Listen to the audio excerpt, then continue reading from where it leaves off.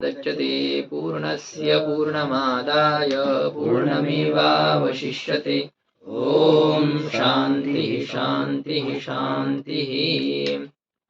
शंकरं शंकराचार्यं केशवं बादरायणं सूत्रभाष्यकृतौ वन्दे भगवन्तौ पुनः पुनः।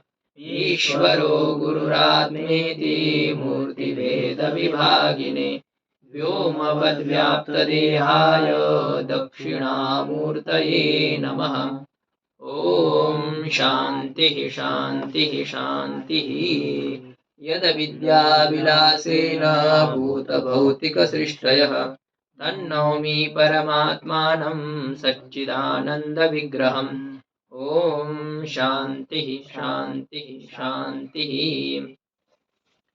अनधिगत अबाधित विषय ज्ञानत्वं प्रमात्वम्, इस लक्षण में जो अनधिगत पद दिया है तो उससे धारावाहिक ज्ञान में अव्याप्ति होती है। यह शंका करने पर सिद्धांत ने उत्तर दिया कि धारावाहिक ज्ञान स्थल पर तत्त क्षण अज्ञात होने के कारण से अज्ञात विषयकत्व अखंडित है प्रमा में।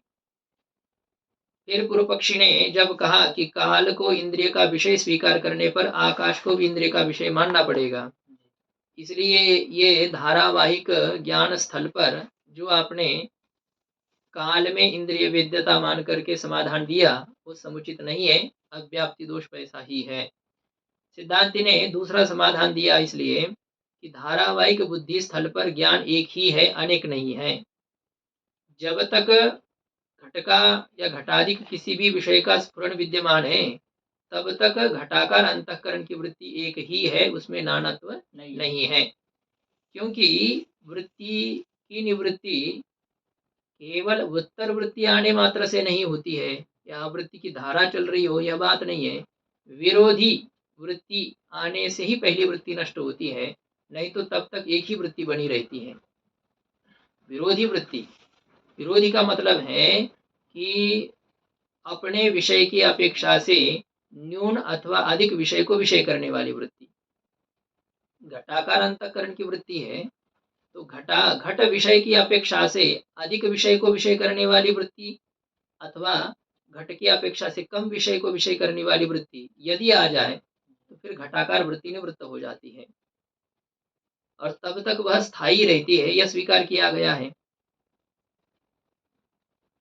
तो पूर्व पक्षी ने कहा कि यदि आप लाघव होने के कारण से विरोधी वृत्ति के उत्पत्ति तक एक ही वृत्ति स्वीकार करना चाहते हैं तो सुषुप्ति तक एक ही वृत्ति मानी जाए।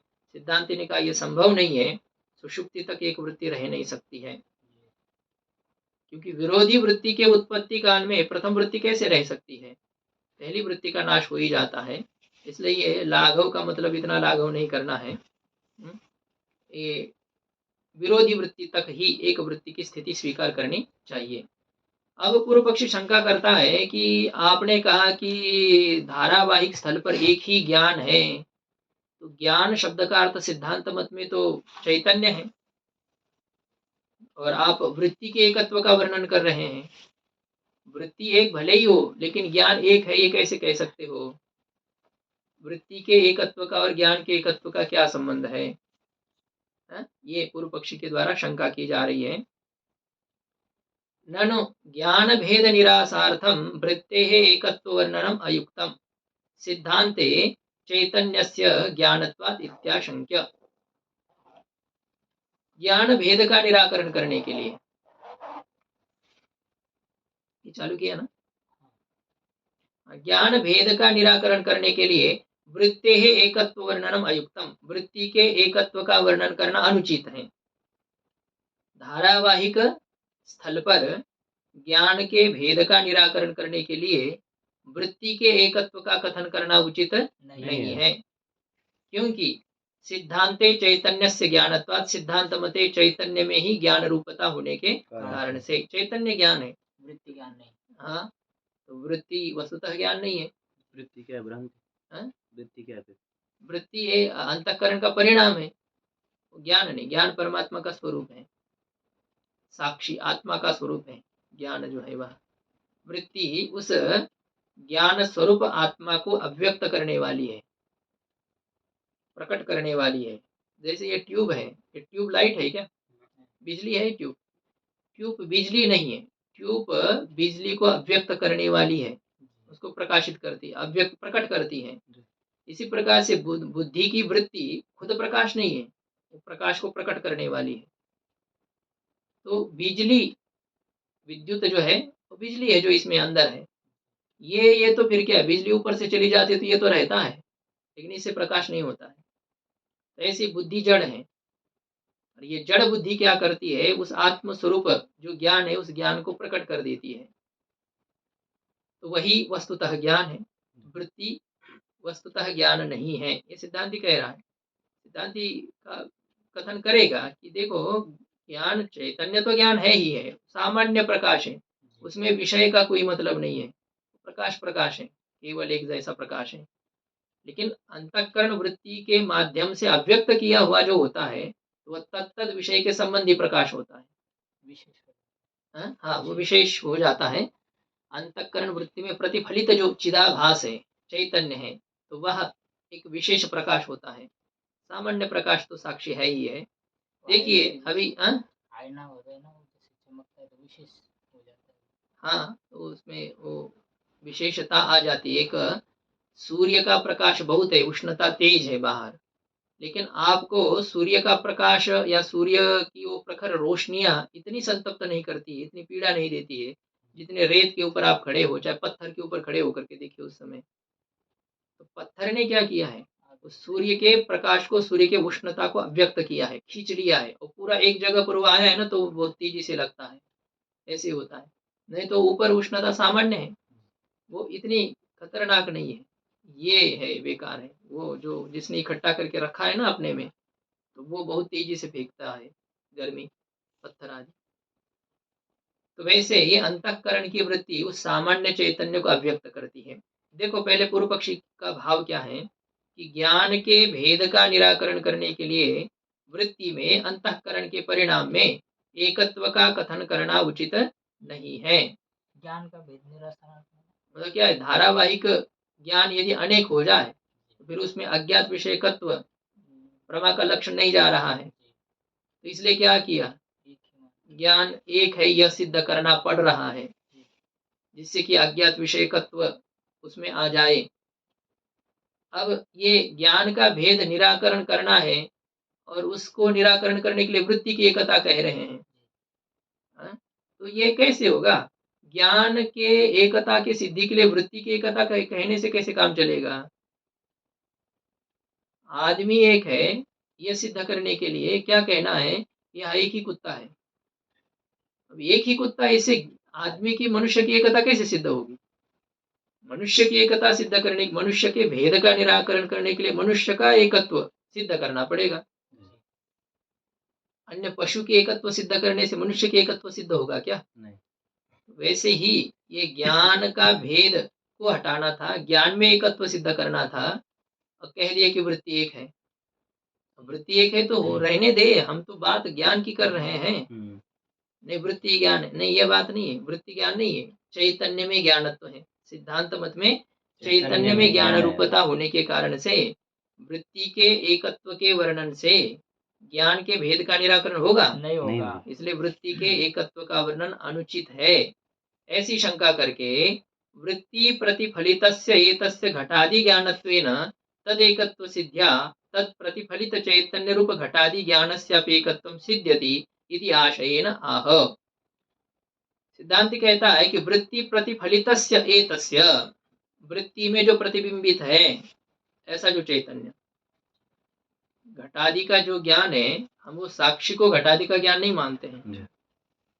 ठीक है, साक्षी एक ज्ञान है, लेकिन साक्षी घट ज्ञान पट ज्ञान नहीं है। तत्त विषयाकार ज्ञान चैतन्य नहीं है, अपितु तत्त विषयाकार ज्ञान अंतःकरण वृत्ति में प्रतिबिंबित चैतन्य है, प्रतिबिंब है, वो शुद्ध चैतन्य नहीं है। ये मुख्य बिजली नहीं है, ये इसमें अव्यक्त हुई बिजली है। मुख्य बिजली तो वो उसमें है, वो वायर में है जो है, इसमें वो प्रकट हुई ऐसी बिजली है। तो वृत्ति प्रतिफलितस्य एतस्य, एतस्य कस्य, चैतन्यस्य, वृत्ति में प्रतिबिंबित इस चैतन्य में ही घटादि ज्ञानत्वेन, घटादि ज्ञान रूपता होने के कारण से तद एकत्व सिद्ध्या तत्प्रतिफलित चैतन्य रूप घटादि ज्ञानस्यापि एकत्वं सिद्ध्यति। तद एकत्व सिद्ध्या कस्याः एकत्व सिद्ध्या वृत्तेः एकत्व सिद्ध्या वृत्ति के एकत्व सिद्ध होने से। वृत्ति जब एक है तो वृत्ति प्रतिफलित चैतन्य भी एक ही है, ऐसे होगा। एक ट्यूब है यहाँ पर तो फिर बिजली में भी क्या है, एकत्व है, ऐसे आ जाएगा। तो घटादि ज्ञानत्वेन वृत्ति में प्रतिबिंबित चिदाभास में ही घटादि ज्ञान रूपता होने से, उस वृत्ति के एकत्व की सिद्धि होने से तत्प्रतिफलित चैतन्य रूप घटादि ज्ञानस्यापि एकत्वम, उसमें प्रतिबिंबित जो चैतन्य है जो कि घटादि ज्ञान स्वरूप है, उसमें भी एकत्व सिद्ध हो जाता है। ऐसा ही है। इस कमरे में एक ही आदमी है, कैसे आपको पता चला? अरे एक ही चप्पल है बाहर, है कि नहीं? तो उससे जिस प्रकार से एक जूता चप्पल को देख करके जैसे एक व्यक्ति का बोध होता है, एक सामान्य कह दिया, यहाँ की बात नहीं है, यहाँ तो 100 ले आते हैं हर साल में मिले हुए जूता चप्पल, वो बात अलग है। बाकी एक सामान्य घर में हम जब देखते हैं तो बाहर एक चप्पल पड़ी हुई है तो कहते एक है, आदमी एक है। तो कैसे? चप्पल का एकत्व का और आदमी के एकत्व का क्या मतलब है? क्यों मतलब नहीं? एक व्यक्ति एक ही पहनता है और एक सामने है, एक जोड़ा सामने है, इसका मतलब एक व्यक्ति है। तो एक वृत्ति में प्रतिफलित चैतन्य घट ज्ञान है, पट ज्ञान है। तो यदि वृत्ति एक है, यह सिद्ध हो गया, तो उस वृत्ति प्रतिफलित चैतन्य में भी एकत्व सिद्ध होगा कि नहीं? इस अभिप्राय से सिद्धांती कहता है वृत्ति के एकत्व का वर्णन करना उचित ही है, अनुचित नहीं है। तो वृत्ति के एकत्व सिद्धि से उसमें प्रतिफलित चैतन्य रूप जो घटादि का ज्ञान है, उसमें भी एकत्व सिद्ध होता है। इति आशयेन आह, इस अभिप्राय से सिद्धांती कहता है। तो सिद्धांति ने कहा ये तथाच, ये मूल में बात आई कि तत्प्रतिफलित चैतन्य रूपम घटादि ज्ञानम अपि तत्र तावत्कालीनम एकमेव। तो वृत्ति भी एक है और वृत्तिस्थ जो चिदाभास है, चैतन्य है, वह भी एक ही है, इसलिए अव्याप्ति नहीं है। धारावाहिक बुद्धि स्थल पर वृत्ति एक है। वृत्ति एक होने से वृत्ति प्रतिफलित चैतन्य स्वरूप जो घटादि का ज्ञान है वह भी एक ही है। उपाधि एक है तो तद उपहित चैतन्य भी एक ही है, ऐसा ये है। इस आशय से, इस अभिप्राय से कह दिया। प्रतिफलित चैतन्य ही ज्ञान है जी। तो जो घट का ज्ञान है वही वही हाँ, अयम घटः, ये क्या चीज है? ये घटाकार अंतःकरण वृत्तिस्थ चिदाभास है। ये आपको कहा ना कि उसमें ये गौण प्रयोग किया जा रहा है। घटाकार अंतःकरण वृत्तिस्थ चिदाभास ज्ञान नहीं है, चिदाभास से घट का प्रकाशन हो रहा है। लेकिन अब उसमें कार्य कारण में अभेदोपचार से चिदाभास ही ज्ञान है, ऐसा कह दिया। सूर्य ही प्रकाश है, ऐसा कहा। सूर्य प्रकाश, सूर्य का प्रकाश है कि नहीं? तो सूर्य के द्वारा प्रकाश किया जाता है और कहते सूर्य ही प्रकाश है, ऐसा जो होता है। प्रकाशन क्रिया का करता है कि नहीं सूर्य? लेकिन जैसे कह देंगे कि सूर्य ही प्रकाश है, इसी प्रकार से चिदाभास ही क्या है? ज्ञान है, ये कह दिया। चिदाभास से प्रकाशन होता है, उसे ज्ञान कह दिया। तो जब वृत्ति एक है तो वृत्ति प्रतिफलित चैतन्य भी एक है। और ये कभी नहीं हो सकता है कि एक वृत्ति में अनेक विषयाकार चिदाभास अभिव्यक्त है, ऐसा नहीं हो सकता। जैसे शीशे में क्या है, कई के चित्र दिख सकते हैं ना, आप सामने खड़े हो 10 लोग तो 10 के चित्र उसमें मुंह दिख सकते हैं, सेल्फी खींचते हैं जैसे। तो उस प्रकार से ये अंतःकरण वृत्ति में एक ही चिदाभास, एक ही प्रतिबिंब रहेगा, अनेक प्रतिबिंब नहीं रहेंगे उसमें। एक काल में अनेक ज्ञान नहीं, एक ही विषयाकार ज्ञान उसमें रहता है। एकत्वम सिद्ध्यति। अब ये तो नैयायिक की बात है, जैसी हो वो एक अलग विषय बन जाएगा। यहाँ ये समझना है एक ही विषयाकार वह ये है, या तो समूह को विषय करने वाला एक चिदाभास रहेगा भी तो ज्ञान एक ही रहेगा। समूहालंबन ज्ञान कितने होते हैं? एक ही तो होता है। समूह को विषय करने वाला एक चिदाभास, वृत्ति एक है तो चिदाभास एक ही रहेगा, ज्ञान एक ही है। तो वृत्ति के एकत्व सिद्ध होने से चिदाभास में एकत्व सिद्ध होता है और चिदाभास के एकत्व सिद्ध होने से ज्ञान के एकत्व की सिद्धि हो जाती है। तो इसलिए धारावाहिक स्थल पर ज्ञान का भेद नहीं है। का निराश हो जाता है वृत्ति के एकत्व स्वीकार करने से।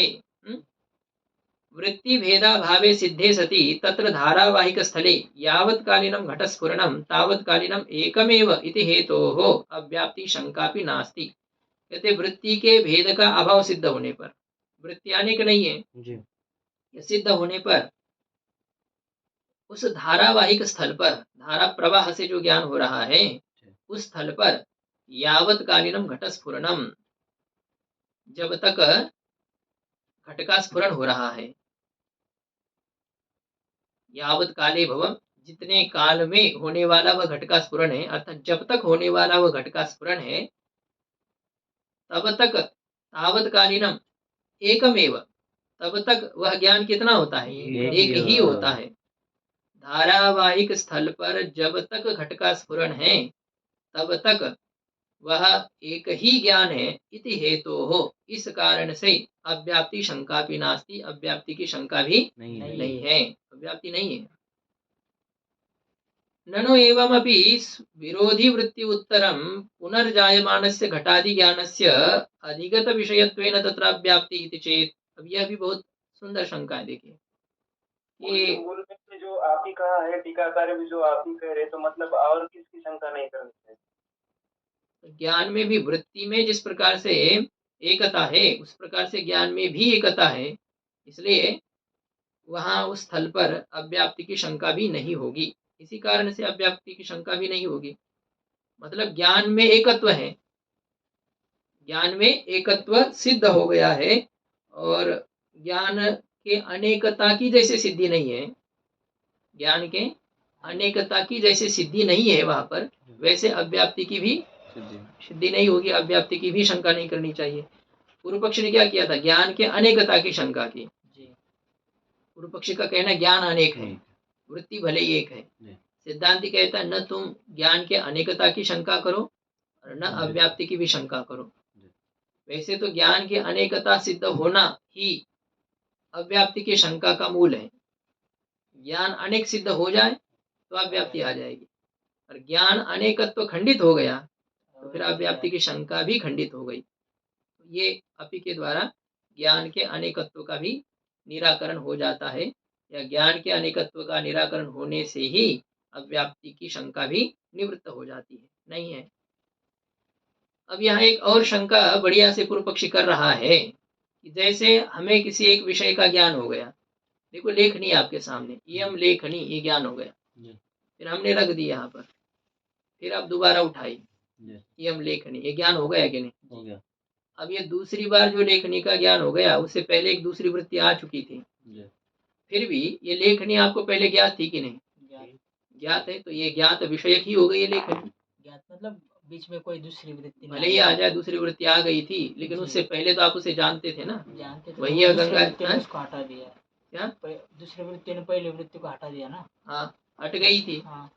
लेकिन फिर भी उस विषय को आपने जाना था कि नहीं जाना था, पहले जाना था। लेकिन पहली बार किसी विषय को हम देखते हैं और कई बार उस विषय को हम देख चुके हैं, तो उसमें अंतर नहीं आता है। अब हमारे लिए राम झूला कौन सी बड़ी बात है, और जो पहली बार आए यहाँ पर राम झूला राम झूला राम झूला, क्या उनके लिए क्या है, राम जी ने बनाया था, लक्ष्मण जी ने बनाया था, जानकी जी ने बनाया था, कहते फेंक देते लोग जैसे चलता है, तो वो उनके लिए कितनी उसमें ये है, एक आकर्षकता है, आश्चर्यजनकता है, पहली बार वो देख रहे हैं। और हम दुनिया भर के देखते, रोज ही देखते हैं, हमको लगता है कितने लोग मूर्ख हैं, खड़े पूरे रास्ते में फोटो खींच रहे हैं। अब आपका भी पहला जो दर्शन है वो ये याद करो, भले उस समय जमाने में मोबाइल नहीं थे तो बात अलग थी, पहली बार जब आप कहीं जाते हैं ऐसे नूतन जगह पर, तो यही हालत होती है कि नहीं, ये खींचने में लग जाते हैं ऐसे ही। तो ये है कि विषय का अनेक बार हमें ज्ञान हो चुका है, भले ही बीच में अलग अलग वृत्ति आती गई, वो विषय अनादिगत होने के कारण से उसमें प्रमाद हुआ है, अभी हमारे लिए झूला प्रमाण है, ऐसा कह सकते हैं क्या? यही तो बात, ये शंका हो रही है।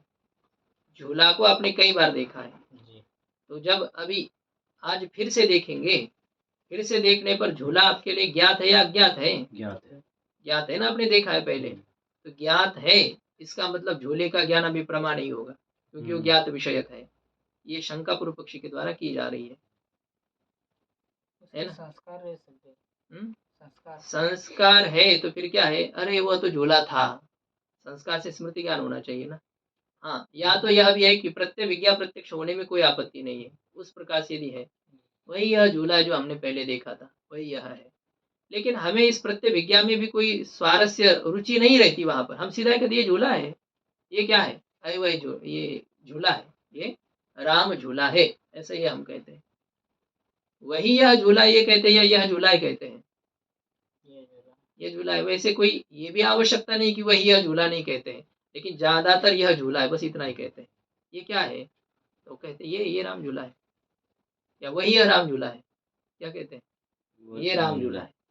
मतलब वहां संस्कार जन्यता का कोई ये नहीं रहता है, प्रवेश नहीं है वहां, तो बस इंद्रिय सन्निकर्ष जन्यता ही है, या वृत्ति उस विषयाकार होकर के यह झूला है, इस प्रकार का प्रत्यक्ष परमात्मक ज्ञान हो रहा है, ऐसा ही आपकी मान्यता है। वहां अनधिगत विषयता कहाँ है, अज्ञात विषयता कहाँ है, पूर्व पक्षी शंका कर रहा है। ननु एवं अपि विरोधी वृत्ति उत्पत्ति वृत्त्युत्तरम, इस प्रकार से मानने पर भी घट का स्फुरण जब तक है धारावाहिक स्थल पर, वो रहने दीजिए, चलो मान लिया हमने। लेकिन विरोधी वृत्ति के उत्पत्ति के बाद में फिर से उत्पन्न होने वाला जो घटादि का ज्ञान है, दोबारा उत्पन्न होने वाला जो घटादि का ज्ञान, उस ज्ञान में अधिगत विषयत्वेन, उस ज्ञान में क्या है, ज्ञात विषयता होने के कारण से तत्र अव्याप्ति ही, ज्ञात विषयता होने से उस घटाधिक ज्ञान में अव्याप्ति होगी, अव्याप्ति होगी। जैसे मैंने आपको देखा या आपने मुझे देख लिया, तो ये क्या है, मेरे शरीर की आपको या आपके शरीर की मुझे प्रमा हो रही या नहीं हो रही है, नहीं होनी चाहिए, क्योंकि वो ज्ञात विषयता है उसमें। पहली बार थोड़ी हम आपको देख रहे हैं, आप मुझे देख रहे हो, ठीक है नहीं? तो उसमें ज्ञात विषयता होने के कारण से इस ज्ञान में अव्याप्ति होगी। शंका समझ में आ रही है? इति चेत, ऐसा यदि पूर्व पक्षी कहे तो सिद्धांत कहता ये नहीं कहना चाहिए, क्योंकि अनधिगत पद से हमें क्या विवक्षित है ये आप समझे नहीं हो। अनधिगत विषय पदे न अज्ञात, इस विषय अज्ञात विषय है जिसका, इस पद के द्वारा हमें क्या विवक्षित है, क्या कहने के लिए इष्ट है, स्व अन्यून विषयक अनुभवाजन्यत्वस्य विवक्षितत्वात्, स्व जो प्रथम वृत्ति है उस वृत्ति के विषय की अपेक्षा से अन्यून विषय है जिसका, न्यून नहीं है विषय जिसका, कम नहीं है विषय जिसका, ऐसा जो अनुभव है, स्व अन्यून विषयक अनुभव। जैसे धारावाहिक स्थल पर जो अनुभव होता है ना, प्रथम क्षण, द्वितीय क्षण, तृतीय क्षण, वो स्व अन्यून विषय का अनुभव रहता है। मतलब वही घट विषयाकार, समान विषयाकार वो अनुभव होता है, जो कम विषय को विषय करने वाला नहीं है और अधिक विषय को भी विषय करने वाला नहीं है। ऐसा जो ऐसा नहीं होता है, उसमें कुछ ना कुछ नयापन पुरानापन रहता है, अलग रहता ही है। उतना है, वही राम झूला को देखते हैं तो जरूरी नहीं आप उसी अंश को देखेंगे, तो इतना बड़ा है, इतना बड़ा झूला तो चक्षु में बैठ नहीं सकता है, तो आप कभी किसी और उसके किसी अवयव पर नजर डाल रहे हैं, तो आपके इंद्रिय का विषय जैसा कि वैसा नहीं बन रहा है, वो उसमें कम थी उसमें ज्यादापन है। तो न्यूनाधिकता से रहित विषय वाला जो अनुभव होता है, ऐसे अनुभव से जन्य नहीं होना चाहिए। तो एक बार यही, अब आपको क्या है, राम झूला का छोड़ दो, आपको लगता है लेखनी को हमने विषय कर दिया और दोबारा लेखनी को विषय कर रहे हैं बीच में अन्य वृत्ति की उत्पत्ति के बाद में, फिर भी इसमें अंतर है, पहले जैसी विषय नहीं रहता इसमें, कहीं ना कहीं आपकी न्यूनता बन जाती है, ऐसे ही होता है, ये इनका कहना है। स्व समान विषय अनुभव से जन्य नहीं होना चाहिए, स्व समान विषय का अनुभव वही होता है जो एक हो, दूसरा अनुभव जब पैदा होगा वो भले ही उस विषयाकार हो, लेकिन उसमें भेद जरूर रहना है। देखो मान लो आपने ही 50 बार लघु पढ़ाई है, पहले बार जब आप सूत्र की व्याख्या की वैसे दूसरी बार नहीं हो सकती है, वैसे तीसरी बार नहीं होगी, अंतर जरूर आएगा ही, चाहे आप रट करके बोलो, कहीं ना कहीं न्यूनाधिकता उसमें जरूर होगी। अच्छा चलो वो तो 1 घंटे का पाठ है तो इसलिए भले ही हो जाए, कितना भी कम क्यों ना हो, वही वाक्य क्यों ना हो बोलना हो, तो उसमें आप कितने उच्च स्वर से बोले, मंद स्वर से बोले, कैसे, ये सब उसमें भेद आना जरूर है।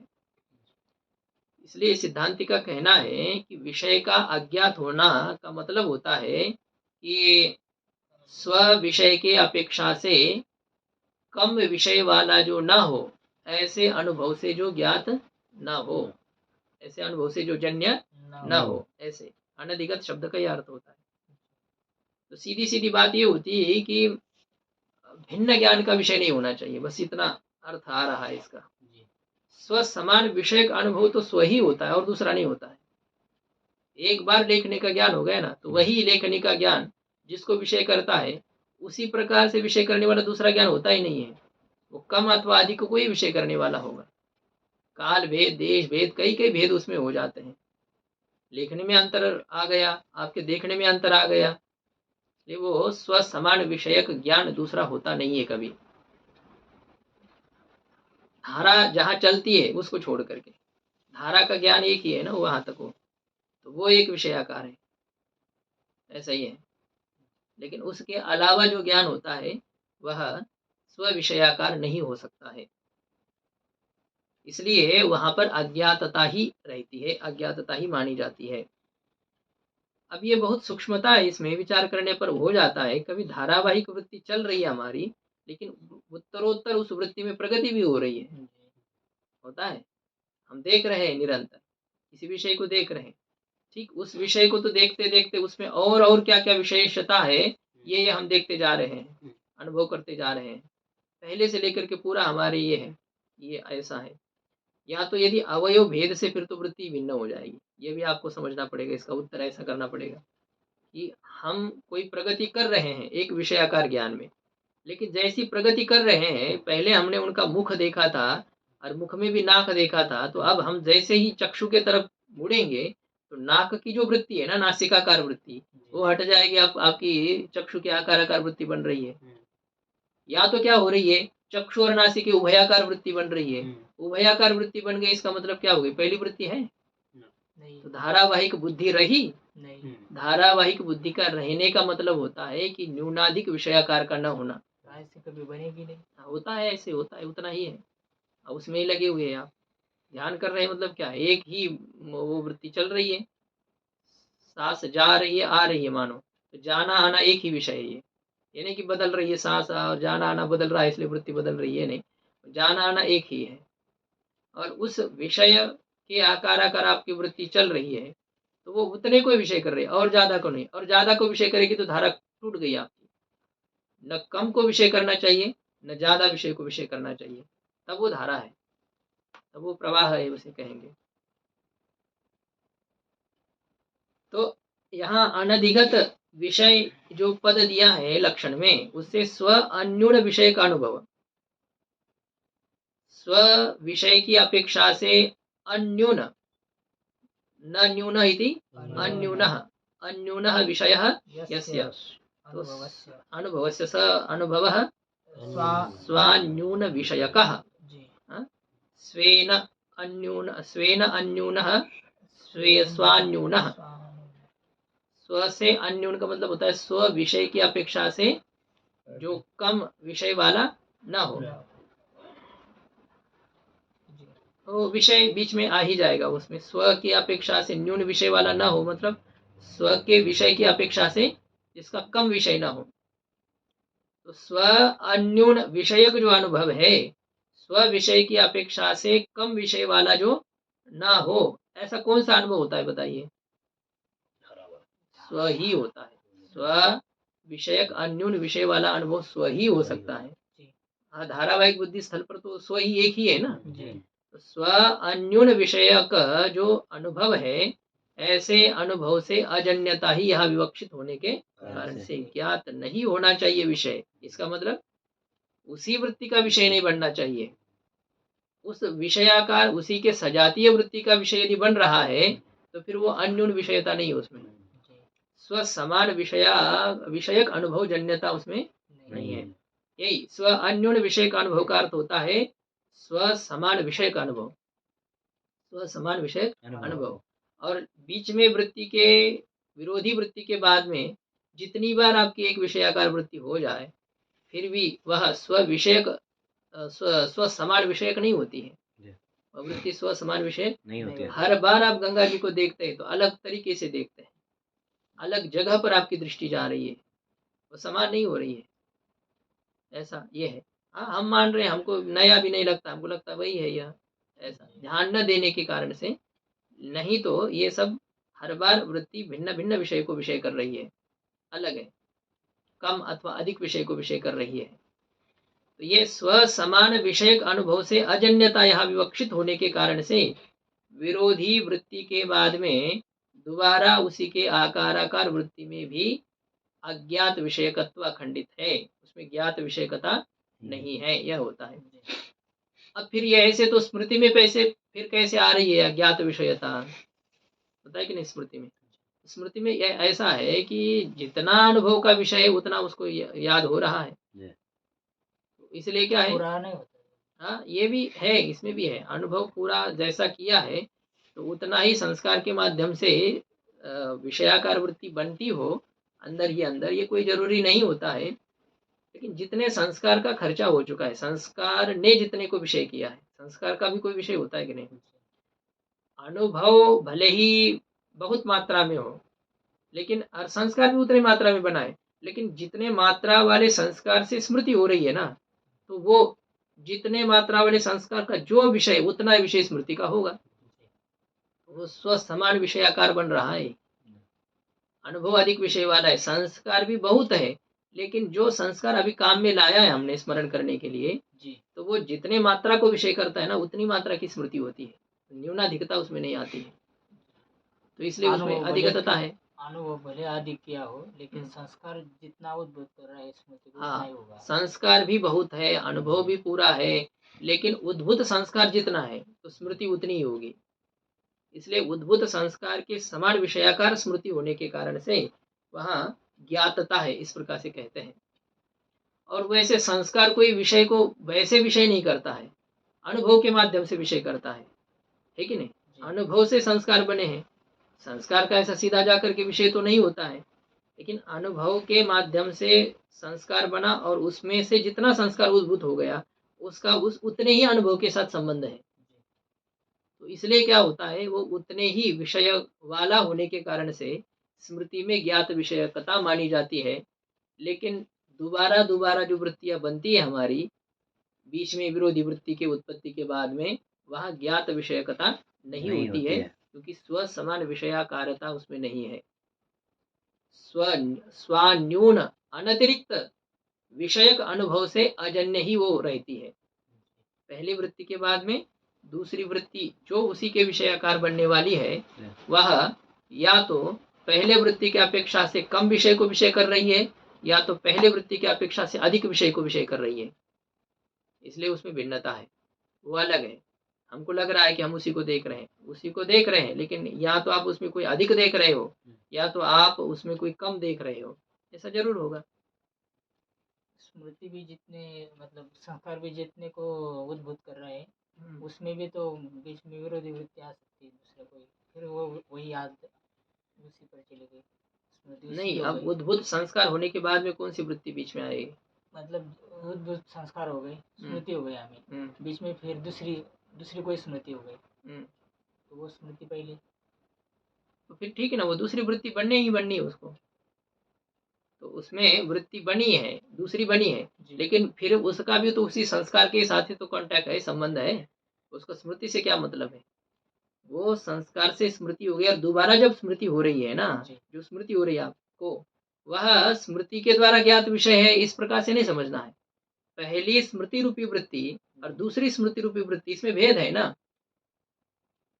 तो फिर उसमें क्यों ज्ञात विषयता मानी गई? वो स्मृति के द्वारा जाना गया इसलिए दूसरे स्मृति का विषय ज्ञात है, ऐसा नहीं है, वो संस्कार के माध्यम से अनुभव से ज्ञात है उतने ही, इसलिए उसमें ज्ञात विषयकता है। स्मृति के बाद में दोबारा स्मृति होती है, तीसरी चौथी पांचवी स्मृति, तो क्या है, हम ज्ञात विषय को विषय कर रहे हैं, क्यों? क्योंकि पहले स्मृति ने उसको विषय किया था, दूसरी स्मृति उसी को विषय कर रही है, यह नहीं है। वहां उद्भूत संस्कार के माध्यम से जिस विषय का आपने जितनी मात्रा में अनुभव किया था उतनी मात्रा में स्मरण हो रहा है, 100 बार स्मरण हो जाए वो अनुभव से ही होता है। इसलिए ये है, इसमें दो मत जो है कि प्रथम स्मृति के प्रति कारण अनुभव जनित संस्कार है, लेकिन दूसरे स्मृति के प्रति कारण अनुभव जनित संस्कार नहीं है, संस्कार जनित स्मृति जनित संस्कार है, ऐसा कोई मत है। मतलब भी संस्कार हो गया।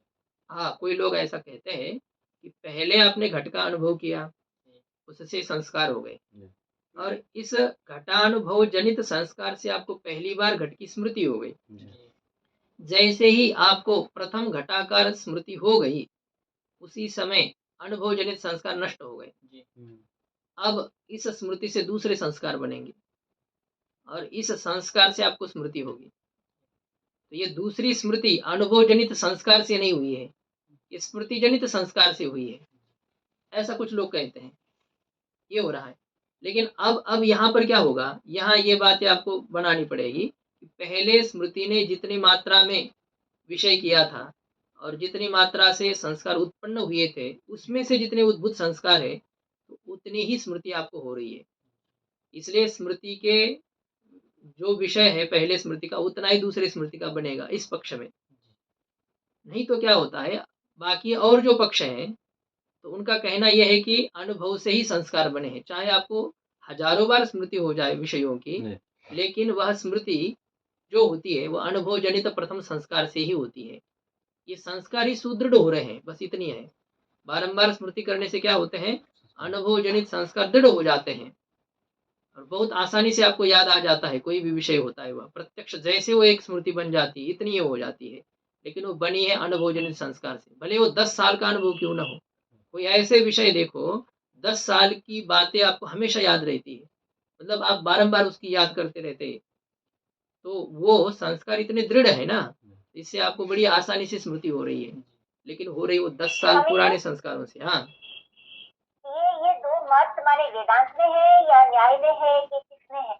न्याय में आया था, इसकी चर्चा हो चुकी थी, अब वैसे ही है। ये तो वेदांत में भी कोई अतिरिक्त ये नहीं, बातें इन्हीं की बातें उठाई जाती है। तो ये है, दोनों बातें स्वीकार की जाती है, लेकिन एक सैद्धांतिक पक्ष रूप से या विशेष आदरणीय पक्ष रूप से वो अनुभव जनित संस्कार ही सकल स्मृतियों के प्रति कारण है, यह एक विशेष आदरणीय पक्ष है। स्मृति से दोबारा संस्कार, ये पक्ष का स्वीकार नहीं है। अब उसकी चर्चा यहाँ नहीं है, अब वो क्यों नहीं है और इसमें आदर क्यों है, ये विषय अब एक अलग है। वो तो विषय वहाँ देखना पड़ेगा कि क्या युक्ति उन्होंने दी है उस विषय में। बाकी बात हमारी ये चल रही है कि स्मृति में ज्ञात विषयता क्यों मानी गई।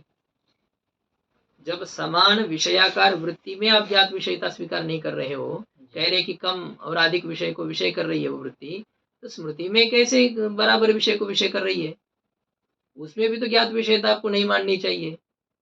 तो वह ये होती कि उद्भूत संस्कार के माध्यम से जितने अनुभव आपने किया है उतने ही मात्रा में स्मृति हो रही है, कम अथवा अधिक विषय का स्मृति नहीं हो रही है, ऐसा ही है। इसलिए उसमें ज्ञात विषयता है। आप समझ नहीं सकते। देखिए, जिस आप जैसे गए थे, हाँ, बद्रीनाथ आप गए, बद्रीनाथ का दर्शन किया, तो आपको पूछेंगे अरे वो नारायण पर्वत आपने देखा? अरे नारायण पर्वत तो नहीं देखा। मंदिर में, हाँ मंदिर में कैसा है, तो सब बताएंगे। तो मंदिर की स्मृति आपको हुई क्योंकि आपने उतना ही अनुभव किया था।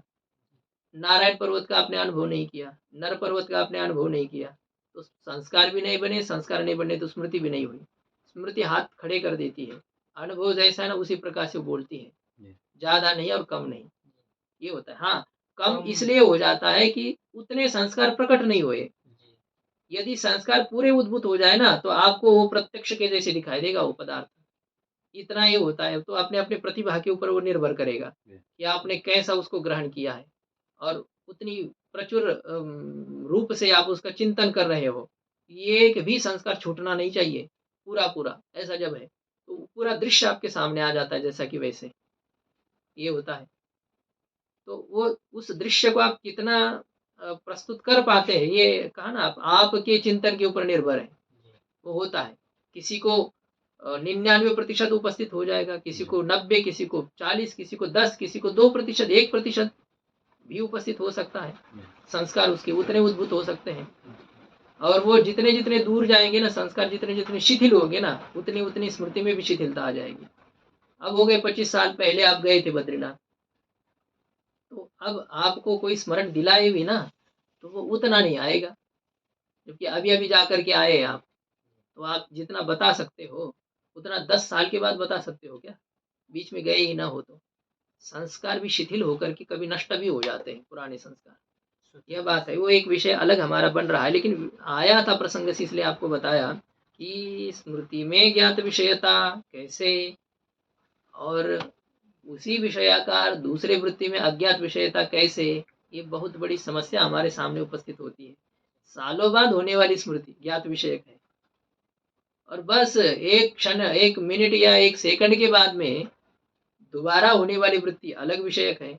ये कैसे, एक हमें ये लगता है, उसमें इस प्रकार से वो समझना है, जोड़ देना है उसमें कि उद्भूत संस्कार का संबंध जितने विषयक अनुभव के साथ है उतने विषयक ही स्मृति होती है, कम अथवा अधिक विषयक स्मृति नहीं होती है। उद्भूत संस्कार की दृष्टि से बात हो रही है, इसलिए ज्ञात विषयता है उसमें। ये अन्यून विषयक अनुभव की अजन्यता यहाँ पर विवक्षित होने के कारण से दोबारा उसी विषयाकार वृत्ति में भी अज्ञात विषयता ही स्वीकार की जाती है। अर्थात जो आप मुझे देख रहे हैं आज और मैं जो आपको देख रहा हूँ, ये सब अलग अलग है, ज्ञान अलग अलग हो रहा है। कब किसी समय कहाँ पर आपकी वृत्ति चली जा रही है, और कम अधिक विषय, न्यूनाधिक विषयाकार भी हो रही है। इसलिए चाहे जितना आज आप ढंग से देख करके अनुभव करो, कल उससे कम करोगे या ज्यादा करोगे, यही होगा। अब कल की बात क्या है, थोड़ी देर बाद आ जाओ तो भी अलग ही देखोगे, ऐसे होता है। पूर्व पक्षी शंका करता है अभी, ननु सिद्धांते घटादेहे शुक्तिरूप्यवत मिथ्यात्वेन बाधितत्वात् तज्ज्ञानस्य अप्रमात्वेन लक्ष्यत्वाभावात् तत्र अव्याप्ति शंका तन्निरासौ अनुपपन्नौ इति आशयेन शंकते। यथा सिद्धांत में घटादि जो पदार्थ है वो शुक्ति में प्रतीत होने वाले रजत के समान मिथ्या है कि नहीं है? हाँ, व्यावहारिक प्रपंच भी वैसा ही मिथ्या है जैसा शुक्ति पर प्रतीत होने वाला सर्प। हाँ? रज्जो यथाहिर भ्रम, तो वो रज्जु पे जिस प्रकार से सर्प का भ्रम हो वैसा ये जगत है, ये घटाधिक पदार्थ है। तो घटाधिक पदार्थों में शुक्ति रजत के समान मिथ्यात्व होने से बाधितत्वात्, वो भी कैसे है, बाधित है। और बाधित विषय वाले होने से तज ज्ञानस्य अप्रमात्वेन, वो घटादि विषयक ज्ञान में प्रमात्व है नहीं, अनधिगत अबाधित, ये जो पद दिया है। अब घटादिक विषयक ज्ञान भी बाधित विषय वाला होने के कारण से वो प्रमा ज्ञान का लक्ष्य है, घटादि का ज्ञान नहीं है। तो उसमें लक्ष्यता ही जब नहीं है, क्यों नहीं है लक्ष्यता, अप्रमात्वेन, प्रमा भिन्न होने से लक्ष्यत्वाभावात्, लक्ष्यत्व नहीं है, इसलिए उसमें अव्याप्ति की शंका करना और उसका निराकरण करना, ये दोनों भी उचित है, ये दोनों भी असिद्ध है। इस प्रकार के आशय से, तात्पर्य से पूर्व पक्षी शंका करता है। फालतू का विचार कर रहे हो, घट ज्ञान प्रमा है, क्यों इसके चक्कर में फंसे हो। घट ज्ञान कैसे प्रमा है, घट बाधित है, और बाधित विषय वाला होने से जब वो प्रमा ही नहीं है, लक्ष्य ही नहीं है, तो उसमें अव्याप्ति की शंका कर रहे हो और आप परेशान होकर के उसका समाधान करने का प्रयास कर रहे हो, क्यों? आप ही छेड़ रहे हाँ, हाँ? वही छेड़ रहे हैं। हाँ, तो फिर आपको समझना चाहिए ना, हम तो भले ही आपको भटकाने का प्रयास करें। आपने कहा व्यावहारिक प्रपंच मिथ्या है, व्यावहारिक प्रपंच मिथ्या कैसे हो सकता है? क्यों नहीं हो सकता है? मिथ्या का मतलब क्या होता है? बाद, हाँ, जिसका बाद हो, तो ब्रह्म स्वरूप के साक्षात्कार से व्यावहारिक प्रपंच का बाद होता है कि नहीं होता है? व्यावहारिक प्रपंच भोजन आदि कर रहे, उसका तो मतलब सत्यता ही हो रही है ना, उसका फल। क्या सत्यता हो रही है? तो सत्यता तो सर्प को देखने पर धोती पीली हो रही है, सत्यता नहीं हो रही है? तो उसमें क्या, मिथ्या ज्ञान से कार्य सत्य नहीं होता है क्या? हमारी कार्य तो हो ही जाते हैं ना, उसमें क्या है, ये इससे ये नहीं होता है कि उसका मिथ्यात्व खंडित हो जाए। स्वप्न पदार्थ से कोई असर नहीं होता है हमारे ऊपर, होता है कई कई ऐसे स्वप्न देखने पर भी पूरा पसीना पसीना हो जाता है, आदमी रोने लग जाता है और बहुत खुश होता है।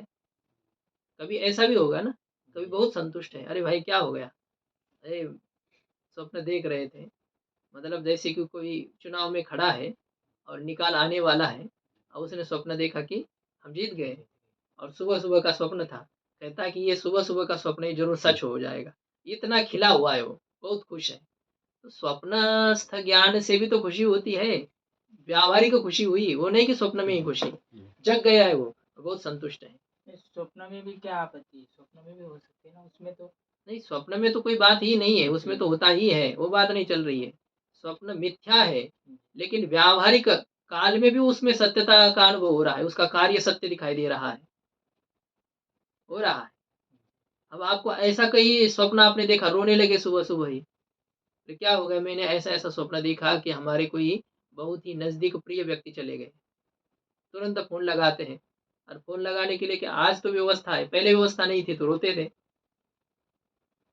तो छोटा बच्चा है, बालक है, अब उसको याद आ गई तो जैसे रोने लगा है ना वो। तो वो जो होता है, विषय उपस्थित न होने पर भी उसके बारे में हमारे मन में जो कुछ कुत्सित विचार आ जाते हैं, ऐसा तो नहीं हो गया होगा, वो तो नहीं हो गया होगा। हाँ? थोड़ा भी हमें पता चला कि वो बीमार है तो हम कहाँ कहाँ सोचते हुए चले जाते कि अरे ऐसा ऐसा हो जाए, और फिर ये तो क्या ये सब मिथ्या है कि नहीं? लेकिन कार्य सत्य हो रहा है, रो रहे हैं, हमको तकलीफ हो रही है, पीड़ा हो रही है।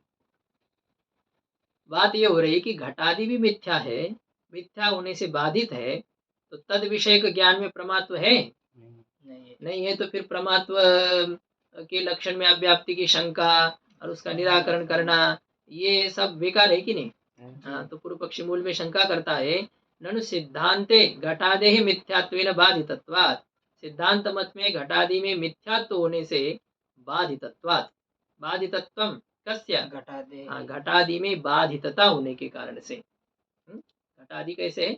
बाध, बाध अस्य संजातः, बाध ज्ञान जिसमें उत्पन्न हो चुका है, इसे बाधित कहेंगे।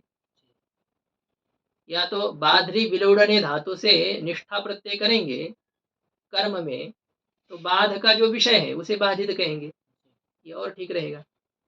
तो उसमें बाधितता होने से, बाध की विषयता, बाध ज्ञान की विषयता।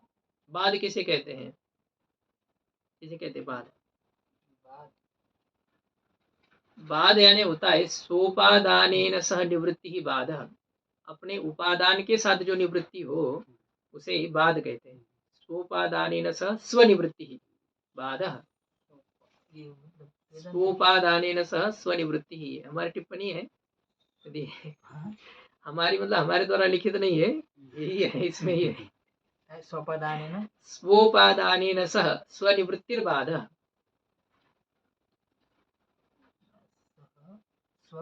निवृत्तिर्बाध। तो स्व उपादान के साथ स्व की जो निवृत्ति है उसे बाध कहते हैं। ठीक है, सर्प का बाध हो गया, इसका मतलब क्या है?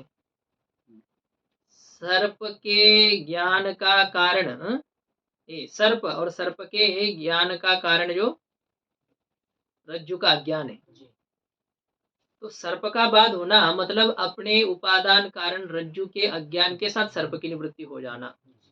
कारण के साथ कार्य निवृत्ति को बाध कहते हैं, और कारण में कार्य के लय को नाश कहते हैं।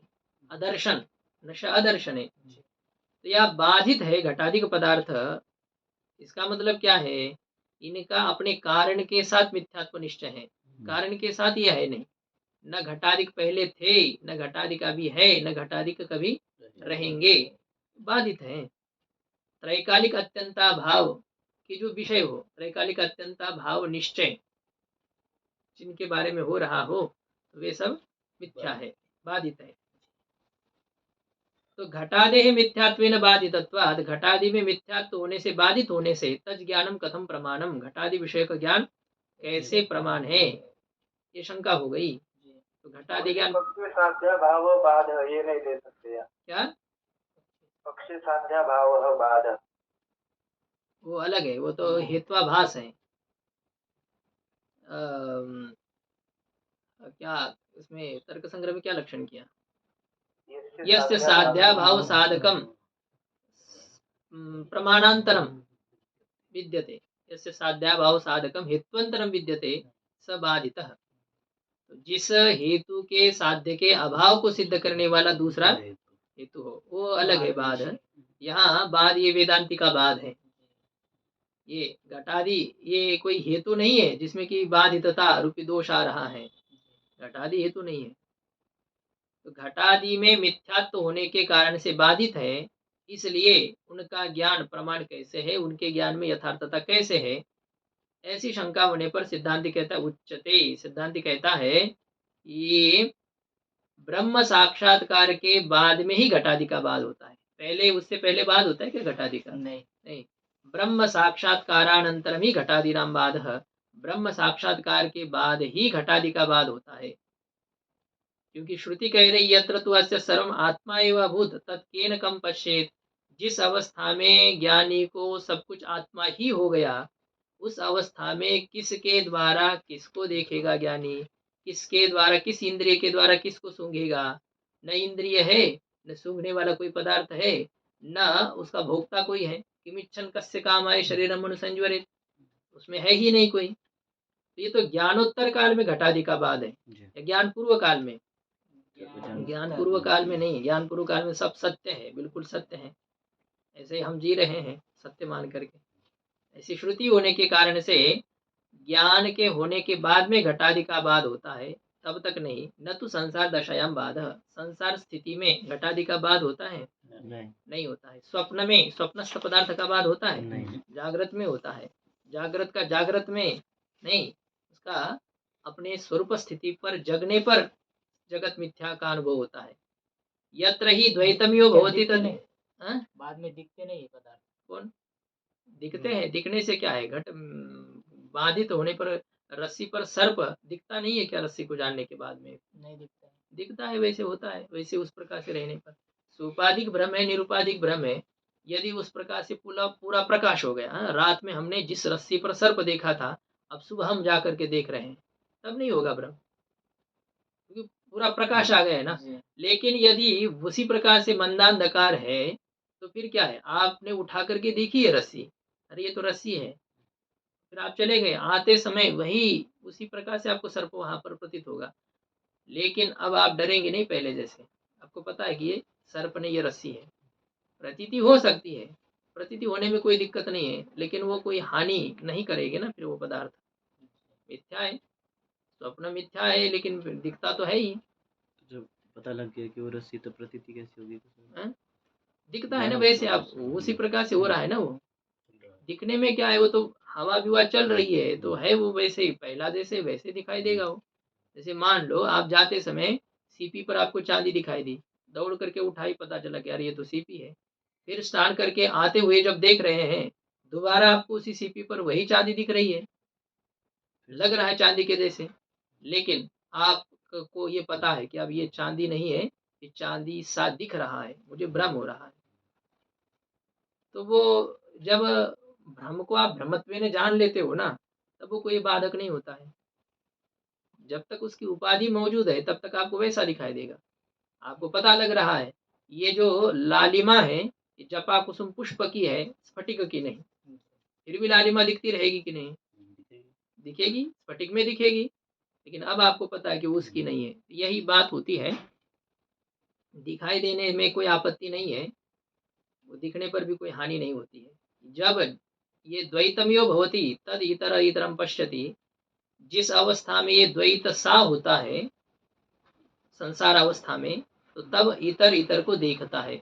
जैसे आप मुझे देख रहे, मैं आपको देख रहा हूँ, क्योंकि ये संसार दशा है, इसमें ये सब होता है। देखो, स्थिति में, स्वरूप स्थिति में कोई किसी को देखने वाला नहीं है, न देखने के कोई दृश्य बाकी है। संसार स्थिति में देखने वाला भी है और देखने योग्य पदार्थ भी है, देखने के उपकरण इंद्रिय भी है। तो संसार दशा में इनका बाद नहीं होता है, स्वरूप स्थिति में इनका बाद हो जाता है। एक ही श्रुति है ये, लेकिन इसमें ज्ञानी की स्थिति और अज्ञानी की स्थिति दोनों का विचार किया इस श्रुति में।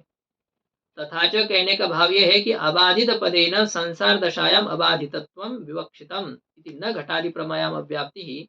अबाधित पद से संसार काल में, संसार स्थिति में अबाधितता कहना यहाँ पर इष्ट है, इसलिए घटादि प्रमा में अव्याप्ति कहना समुचित है कि नहीं? अव्याप्ति की शंका करना यहाँ उचित ही था। तो अब शंका करना उचित था, तो उसका निराकरण करना भी उचित है। इसलिए कह रहे हैं कि न घटादि प्रमायाम अव्याप्ति ही, इसलिए घटादि प्रमा में अव्याप्ति नहीं है।